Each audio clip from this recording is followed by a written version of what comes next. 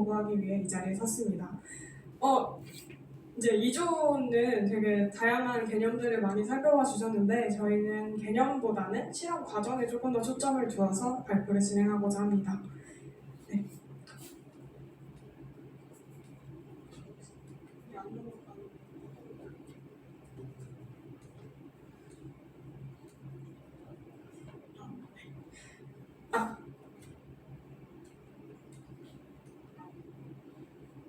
목차부터 살펴보면 저희는 이제 조금 더 자세하게 실험 과정들을 좀 나눠봤는데요. 첫 번째로 병풀 추출물의 계통분해 실험, 두 번째 병풀 계통분해물의 TLC 실험, 세 번째 얇은 막 액체 크로마토그래피 실험, 다음으로 계통분해물로부터 컬러 크로마토그래피 실험, 다음 마지막으로 ABTS 항산화 실험의 내용에 대해서 말씀드리고 저희의 항산화 실험 결과 데이터를 분석한 결과를 말씀드리려고 합니다.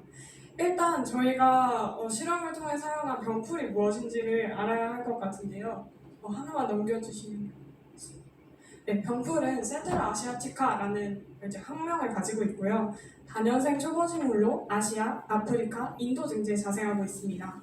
그리고 대표적으로 마다가스카르에서 많이 재배가 되는데요. 병풀이 마다가스카르에서 나오는 것들이 상당히 이제 퀄리티가 좋고 품질이 좋기 때문에 이제 실제 이런 의약품을 만들 때도 많이 사용된다고 합니다. 대표적으로 마데카소사이드, 아시아티코사이드, 그리고 여기에 적혀있지 않지만 마데카식산, 아시아틱산도 포함하고 있습니다. 이제 이 마데카소사이드, 아시아티코사이드, 마데카식산, 아시아틱산에는 항산화 물질을 포함하고 있어서 이제 그러한 항산화 물질을 우리가 뽑아내서 인간 생활에서 사용할 수 있도록 TLC, 컬러 크로마토그래피, HPLC 등의 기법을 사용하여 병풀 내에 항산화 물질을 추출할 수 있습니다. 이제 본격적으로 실험의 과정에 대해서 설명을 드리려고 하는데요.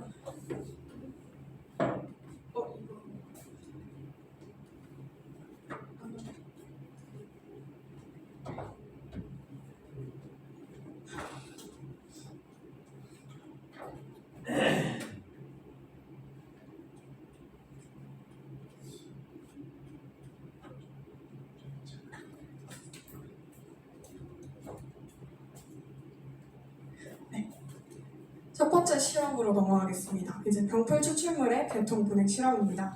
이제 저희가 앞에 적어놓은 저 작은 두 문장들은 그 책자 속에 나와 있던 전처리된 용액의 과정을 설명하고 있는데요. 분쇄한 병풀을 70% 메탄올에 넣고 24시간 동안 침지하여 추출물을 제조한다. 추출물을 여과한 후 섭씨 45도에서 진공감압 농축기를 이용하여 농축해 전처리 용액을 제작한다. 이 과정을 이미 실험실에서 진행을 해주셔서 저희가 이후 전처리된 용액으로 실험을 시작하게 되었습니다. 스탠드에 고정된 분해 깔때기의 뚜껑을 제거합니다. 이때 뚜껑을 제거하기 전에 뚜껑이 닫힌 정도를 우리가 정확하게 가물을 익힌 상태에서 뚜껑을 제거하고 나서 이제 용액을 넣는 활동을 진행하였습니다.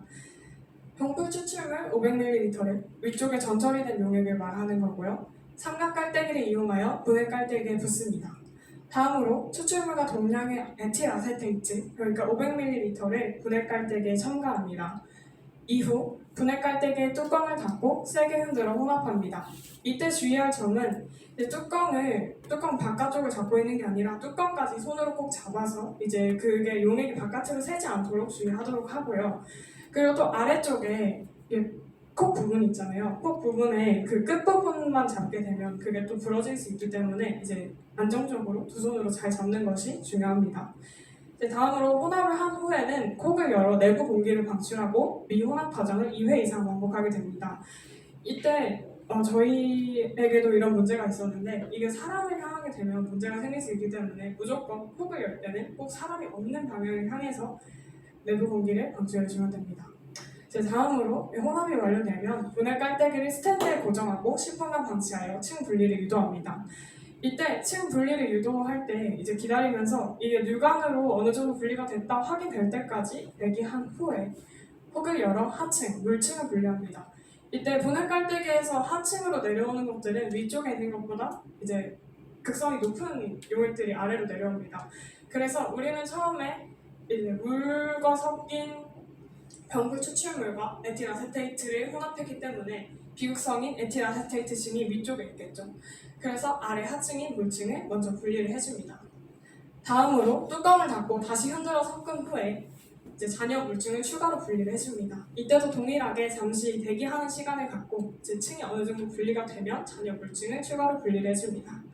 이제 다음으로 분리된 물증, 저희는 약 350ml를 분해 깔때기에 다시 넣어줬습니다. 이제 동량의 부탄올을 분해 깔때기에 첨가하고 같은 방법으로 혼합한 후 방치하여 층 분리를 유도하였습니다. 이후에 육안으로 확인될 정도의 이제 층 분리가 확인이 되면 부탄올 층을 분리를 하였고요. 부탄올 층을 분리했고요. 이제 8번 과정과 동일하게 뚜껑을 닫고 다시 흔들어 섞은 후 잔여 물증을 추가로 분리하였습니다. 결론적으로 분리된 에틸아세테이트 층과 분리된 부탄올 층을 각각 50ml씩 둥근 플라스크에 담아줬습니다. 이후 직류 감압 농축기의 수조, 월을 매스의 농도를 섭씨 45도로 설정하고 둥근 플라스크를 어댑터에 연결하고 고정하여 수조에 잠기도록 높이를 조정하였습니다. 이후에 각 층을 농축하여 추출물을 얻은 후에 그 추출물이 정말 고르게 섞이지 않는 부분이 보인다면 그걸 초음파를 사용하여서 충분히 녹여주는 과정을 거쳤습니다. 이렇게 첫 번째 실험이 끝났고요. 두 번째로 병풀 개통분해늘의 TLC 실험을 진행하였습니다. 일단 TLC 용지 하단 1cm 지점에 연필로 직선을 긋고 직선 중앙에 마데카소사이드를 점적할 지점을 연필로 표시하고 파이펫으로 용액을 수직으로 점적했습니다. 이때 저희가 사용된 마데카소사이드는 표준 용액으로 이미 분리가 완전히 된 용액을 사용했습니다.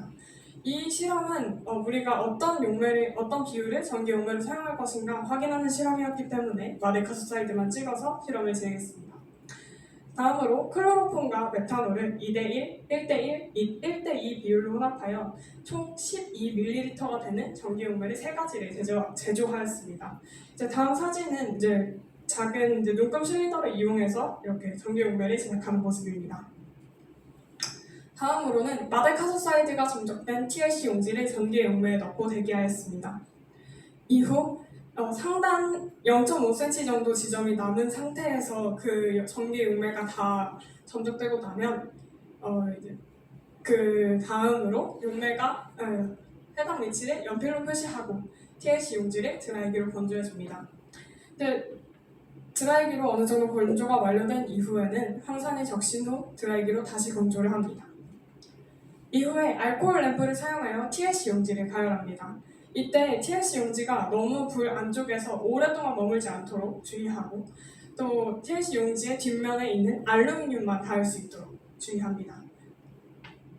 다음으로 TLC 용지에 나타난 색상 지점의 RF 값을 계산하여 0.25일 때 색상이 선명하게 나타난 전기 용매, 클로로폼과 메탄올 2대1을 최적 전기 용매로 선정하였습니다. 다음으로는 본격적으로 저희가 분해한 부탄올층과 에틸아세테이트층의 TLC 실험을 진행하였습니다. TLC 용지 하단에 직선을 긋고 에틸아세테이트층 E로 표기하였습니다.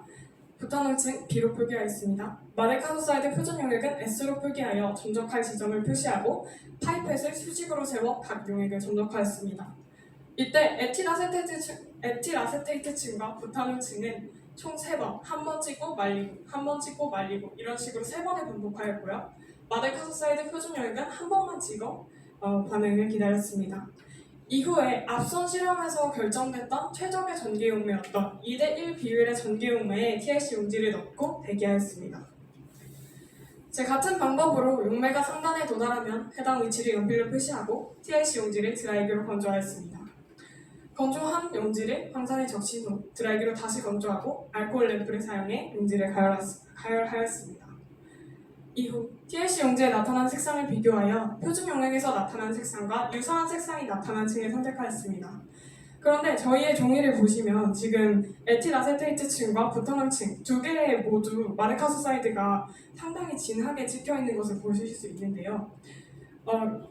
이런 경우가 있지만 그러니까 확실하게 분해가 되지 않은 거죠. 그럼에도 저희는 부탄올층이 에틸아세테이트층보다는 조금 더 진하게 마데카소사이드가 검출된 것으로 판단이 되어 부탄올층을 이제 저희가 사용할 시료로 결정을 하였습니다. 다음으로는 개통 분해물로부터 컬럼 크로마토그래피 실험을 진행하였습니다. 오픈 컬럼 하단에 적당량의 솜을 넣어 입구를 막고 스탠드에 고정합니다. 이전 실험에서 준비된 병풀 추출물, 그러니까 부탄올층과 실리카겔을 혼합하여 코팅 처리를 진행하였습니다. 이후 전처리된 시료를 막대 사발을 이용하여 곱게 분사하였습니다. 실리카겔을 용출 용매, 클로로폼 메탄올 5대1과 혼합한 후에 오픈 컬럼에 부어주었습니다. 기포가 발생하면 코크를 열어 용출 용매를 배출하고 충신제가 균일하게 안정화될 때까지 대기하였습니다. 이후 용출 용매가 전부 다 배출되고 난 이후에는 전처리된 시료, 아까 곱게 분쇄한 시료들을 오픈 컬럼 상단에 넣어주었습니다. 이후에 전처리된 시료와 동량의 실리카겔을 오픈 컬럼 상단에 넣어주었는데요. 이때 실리카겔은 저희 아래쪽에 있는 실리카겔의 역할을 하는 게 아니라 들어간 시료가 홈이 파이지 않도록, 용출 용매가 들어가면서 홈이 파이지 않도록 그런 버퍼 역할을 해주는 실리카겔입니다. 그리고 저희가 실험 과정 중에서 4번에서 충전자가 균일하게 안정화될 때까지 대기하면서 이렇게 쳐줬잖아요, 그 컬럼을. 근데 그 과정 속에서 컬럼을 치면서 옆에 부탄올로 컬럼을 세척하다가 그 파이펫이 부러지는 사고가 발생했습니다. 그래서 꼭 파이펫을 할 때는 그 컬럼을 치는 것을 멈추고 그냥 안전하게 할 수 있도록 주의가 필요할 것 같습니다. 네, 다음으로 오픈 컬럼에 용출용매 클로로폼 메탄올 5대1을 첨가하고 실온에서 방치하였습니다. 초기 1회에서 4회는 삼각 플라스크에 300에서 400ml씩 수집하고 각각의 횟수에 맞게 TLC를 통해 마데카소사이드의 분리 여부를 확인하였습니다. 이후에 5회에서 9회부터는 작은 삼각 플라스크에 100ml씩 수집하고 TLC를 통해 마데카소사이드의 분리 여부를 확인했습니다. TLC에서 마데카소사이드가 분리되기 시작하면 오픈 컬럼의 용출용매, 클로로폼과 메탄올 3대1을 첨가하여 실온에서 방치하였습니다. 이때 주의해야 할 것은 이제 이전 실험과 다르게 조금 더 많은 양의 용매를 사용하기 때문에 이제 바닥에 흘리지 않도록 꼭 주의하고 또 주의해야 합니다. 또한 우리가 실험에서 사용하는 용액들이 우리 인체에 해로운 것들이 있을 수 있기 때문에 늘 조심해야 합니다. 저희도 실제로 용액을 붓다가 흘렸기 때문에 이걸 꼭 강조하고 싶습니다. 네. 다음으로 시험관에 5ml씩 분액을 수집하여 마데카소사이드의 분리 여부를 TLC로 확인합니다. 네. 여기가 잘못 들어간 것 같은데요. 12번을 보시고 네, TLC로 확인합니다. 그래서 결론적으로 TLC에서 마데카소사이드가 분리된 분액이 확인되면 해당 분액을 농축하여 HPLC 분석을 진행합니다. 저희 조는 순도 49.182%의 마데카소사이드가 검출되었습니다. 뒤쪽에 아시아티코사이드가 많이 딸려왔는데 이제 여러 가지 요인이 이제 영향을 미쳤으리라고 생각이 됩니다. 다음으로 ABTS 항산화 실험을 진행했습니다. 이때 사용된 마데카소사이드는 전날에 저희가 추출한 그 49.128%의 마데카소사이드가 아니라 교수님께서 조금 더 추출을 해주신 더욱더 순도가 높은 마데카소사이드 물질을 사용했습니다. 정밀 저울로 마데카소사이드 2mg을 측정하고 메탄올 1ml에 녹였습니다. 다음으로 마데카소사이드 원액을 볼텍스 믹서로 균일하게 혼합하였습니다. 이 과정에서 저희가 이게 볼텍스 믹서와 초음파까지 사용했는데도 이게 시료가 온전하게 녹지 않아서 이것은 메탄올에 문제가 있다고 판단하고 저희 조의 메탄올이 아닌 2조의 메탄올을 사용해서 녹였더니 바로 녹는 것을 확인할 수 있었습니다. 다음으로는 9개의 튜브 뚜껑에 시료 이름과 희석 배열을 네임펜으로 표시합니다. 이번 경우에는 마데카소사이드에 시료를 넣을 것이었기 때문에 마데카소사이드와 2의 0승, 2의 마이너스 1승 이렇게 쭉쭉쭉 가서 2의 마이너스 9승까지 희석 배열을 표시하였습니다. 이후 각 튜브에 증류수 500마이크로리터를 넣고 시리얼 딜루전 방법을 사용하여 마데카소사이드 원액을 2분의 1씩 연속 희석하였습니다. 원액 500마이크로리터를 2의 마이너스 1승 튜브에 넣고 혼합하여 총 1000마이크로리터로 만들었습니다. 그래서 이 과정을 계속해서 반복하여서 이제 최종적으로 10개의 시료통을 만들었고요. 그 다음으로는 아스코빅 애시드 원액을 제조하기 위해 아스코빅 애시드 200마이크로리터와 증류수 800마이크로리터를 혼합하였고, 이후에는 6개의 튜브를 준비하여 각 뚜껑에 아스코빅 애시드 농도 100%, 80%, 60%, 40%, 20%, 0%를 표시하였습니다. 아스코빅 애시드는 우리가 분해한 마데카소사이드의 항산화 물질 능력을 비교하기 위해서 사용되었습니다. 아스코빅 애시드 원액을 각 튜브에 총량 200마이크로리터가 되도록 희석하여 농도별 시료를 준비하였습니다. 다음으로 96웰 플레이트를 준비하고 C행과 D행, G행과 H행 사이에 선을 그어서 샘플 공시염, 샘플 본시염, 그리고 아스코빅 본시염 이렇게 세 가지로 분류를 하였습니다.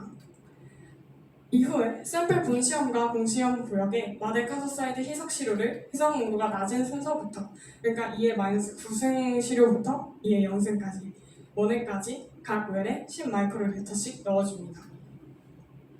다음으로 샘플 공시험 구역에 각 웰에 증류수 100마이크로리터를 넣어줍니다. 마지막으로 샘플 본시험과 공시험 구역에 양이온 라디칼 상태의 ABTS 용액을 200마이크로리터를 첨가해줍니다.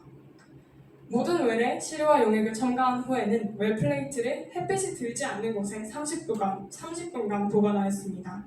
이 이유는 ABTS 용액이 그냥 이런 빛에 닿아도 이제 이게 영향을 받을 수 있기 때문에 그런 외부 조건들을 최소화하고자 이렇게 햇빛이 들지 않는 곳에 30분간 보관을 하였습니다.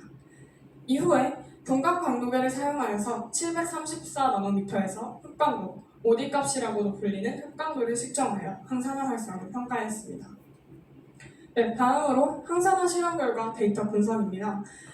저희가 2025년 7월 25일에 ABTS 용액을 사용하여 자유라디칼을 얼마나 소거했는지 그 능력을 측정을 하였고요.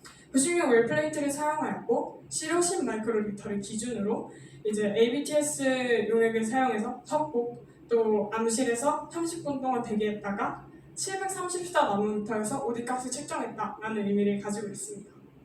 네, 저희의 결과는 이와 같습니다. 뒤에서 조금 더 설명을 자세히 하도록 하겠습니다. 저희가 보면 제일 처음에 초반에 마이너스 값이 나옵니다. 그런데 사실 마데카소사이드의 항산화 능력은 그러니까 이미 증명이 되었기 때문에 여기에서 마이너스 값이 사실 나올 수 없습니다. 그러니까 이해할 수 없는 실험값이 나온 거죠. 그러나 지금 보시면 시료의 농도값이 0.00390625입니다. 또 두 번째는 0.0078125죠.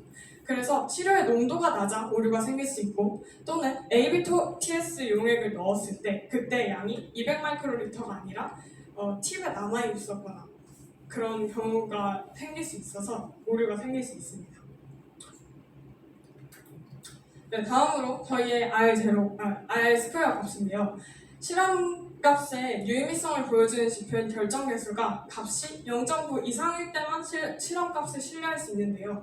저희의 값은 0.8627로 상당히 낮은 숫자가 나왔습니다. 그러니까 분명히 실험 과정 중에서 어떠한 오류가 발생했다는 것이겠죠. 이것은 마데카소사이드의 R 제곱 결과이고요. 이것은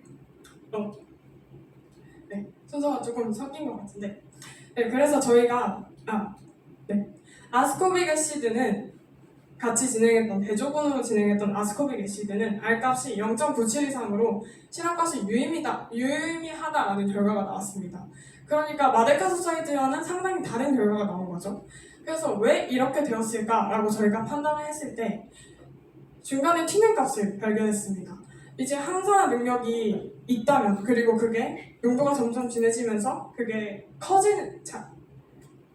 항산화 능력이 증가되는 게 정상이고 그렇기 때문에 ABTS가 점점 더 많이 소거가 되었어야 정상인데 중간에 보시면 위쪽에 0.829에서 갑자기 0.758로 내려갔다가 다시 0.81로 올라가는 모습을 볼 수 있습니다. 이것의 원인을 저희는 총 4가지로 생각을 해보게 되었는데요. 각각의 원인을 좀 분석을 해보겠습니다. 첫 번째는 피페팅 실수입니다. 양이온 라디칼 ABTS 용액을 더 넣은 경우 또는 양이온 라디칼 ABTS 용액을 덜 넣은 경우 또는 시료를 10마이크로리터보다 더 넣은 경우 또는 시료를 10마이크로리터보다 덜 넣은 경우 여기에서 2가지 경우는 불가능합니다. 왜냐하면 양이온 라디칼 ABTS 용액이 더 들어갔다면 이게 이 숫자가 더 커지면 커졌지 더 작아질 리는 없기 때문입니다. 그리고 치료를 10마이크로리터보다 덜 넣었다면 그 항산화 작용이 더 약해져서 그 숫자가 커지지 작아지진 않습니다. 그렇기 때문에 양이온 라디칼 ABTS 용액이 정확하지 않아서 더 적게 들어가서 더 소거가 많이 된 것으로 판단됐을 경우, 또는 시료가 10마이크로리터보다 더 들어가 원래의 그 10마이크로리터가 소거할 수 있는 능력보다 더 소거됐을 경우, 이 두 가지가 가능성이 있다고 판단하였습니다. 두 번째는 팁 오염 가능성입니다. 팁이 신체 또는 가운에 닿아 오염되었을 가능성, 또는 공기 중의 이물질에 영향을 받았을 가능성, 또는 팁에 이전 1, 2번 실험군에 들어가야 할 시료가 남아있다가 3번 실험군에 포함되었을 가능성, 이 또한 두 가지는 불가능하다고 판단했습니다. 왜냐하면 이물질이 들어가거나 다른 어떤 오염이 됐기 때문에 이런 결과가 발생을 했다면 이 숫자 또한 항산화 능력이 더 상승할 일은 없기 때문입니다. 그 물질로 인해서 그 실험 결과에 방해가 있어서 그 항산화 능력이 떨어지면 떨어졌지 올라갈 일은 없기 때문에 저희는 1, 2번은 가능성이 낮다고 판단했습니다. 그래서 팁에 이전 1, 2번 실험군에 들어가야 할 시료가 남아있다가 3번 실험군에 한 번에 포함되었을 가능성, 그러니까 앞서 설명했던 10마이크로리터보다 시료가 더 들어간 가능성이 있다고 판단을 하였습니다. 다음으로는 시료 혼합 불균일입니다. 증류수 DW와 시료가 균일하게 혼합되지 않았을 가능성, 또는 마데카소사이드 시료와 메탄올이 균일하게 혼합되지 않았을 가능성.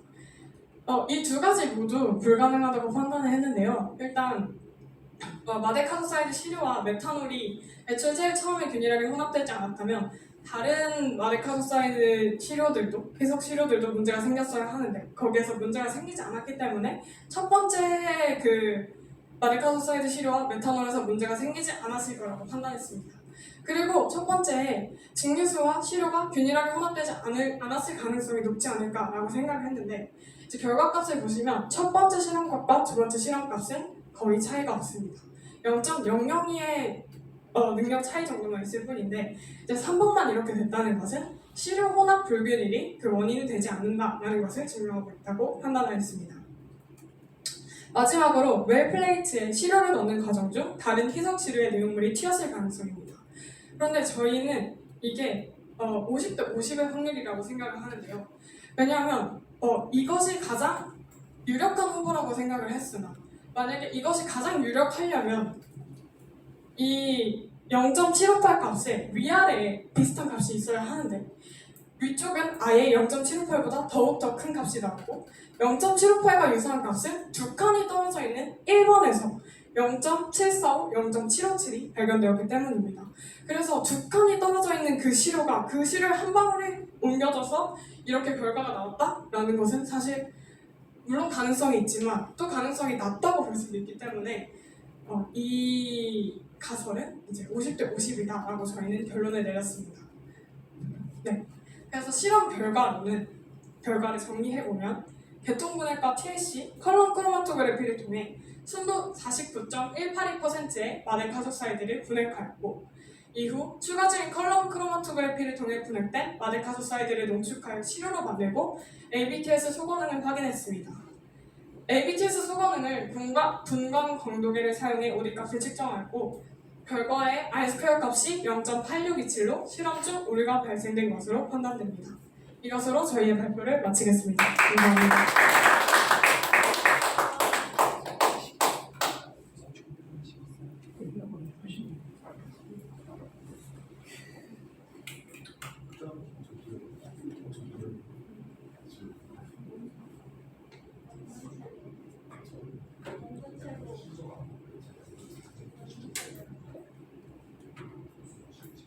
네, 저희 이제 고2 우리 3조팀까지 발표를 마무리했는데요. 실험 과정들이 정말 지나간 것처럼 상세하게 이제 실험 과정들을 통해서 이렇게 이 실험 방법을 왜 선택하게 되었는지 이런 원리들도 이제 이해한 것들을 잘 정리해서 또 발표를 해주고 결과들도 데이터별로 우리가 왜 이 데이터가 나왔을지 가설들을 좀 세우면서 잘 정리해서 발표해 준 것 같습니다. 모두 너무 수고 많으셨습니다.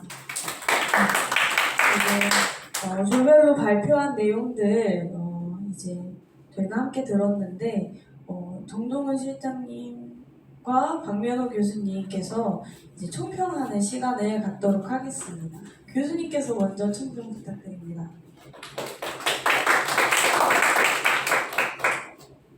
사실 이 실험은 우리 석사생들이 6개월을 해야 얻을 수 있는 결과인데 불과 3박 4일 동안 여러분들이 해가지고 발표한 거 보니까 저도 사실 놀랐어요.